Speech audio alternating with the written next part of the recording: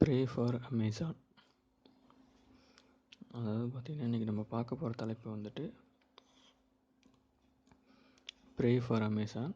அதாவது வந்துட்டு அதுக்கு முன்னாடி நம்ம சேனல் வியூவர்ஸ் அனைவருக்கும் வணக்கம். அந்த பிரேசில் நாட்டில் உள்ள அமேசான் காடு வந்துட்டு தீப்பற்றி எரிஞ்சிட்டு வருது. இது பார்த்திங்கன்னா அங்கே உள்ள மக்களால் தான் இது நிகழ்த்தப்படுகிறது அப்படிங்கிறது ஆதாரப்பூர்வமாக வந்துட்டு நிரூபிக்கப்பட்டிருக்கு. ஏன்னா 72,843 முறை இந்த காடு வந்துட்டு இந்த வருடம் மட்டும் தீப்பற்றி எரிஞ்சிருக்கு அப்படிங்கிறது ஆய்வு சொல்லுது. இன்னொன்று பார்த்திங்கன்னா இந்த அமேசான் காடுகளில் வந்து பழங்குடியின மக்கள் வந்துட்டு 20 லட்சத்துக்கும் அதிகமானவர் வந்து வாழ்ந்து வராங்க. அவங்களுடைய வாழ்வாதாரமே இந்த காடு தான்.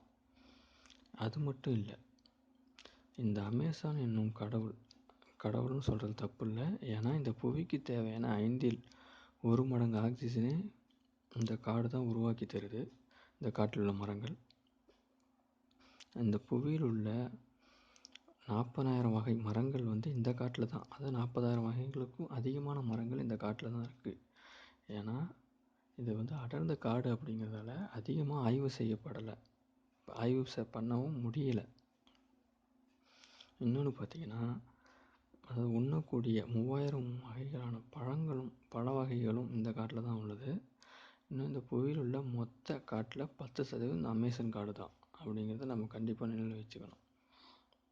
இது இப்போ எரிஞ்சிட்டு வருது. இந்த புகை மண்டலம் வந்துட்டு 1700 மைலுக்கு வந்துட்டு வானம் புகை மண்டலமாக காட்சியளிக்குது.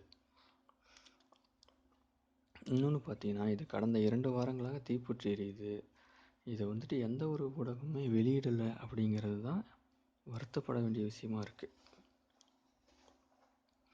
தேங்க்யூ ஃபார் வாட்சிங். Pray for Amazonia.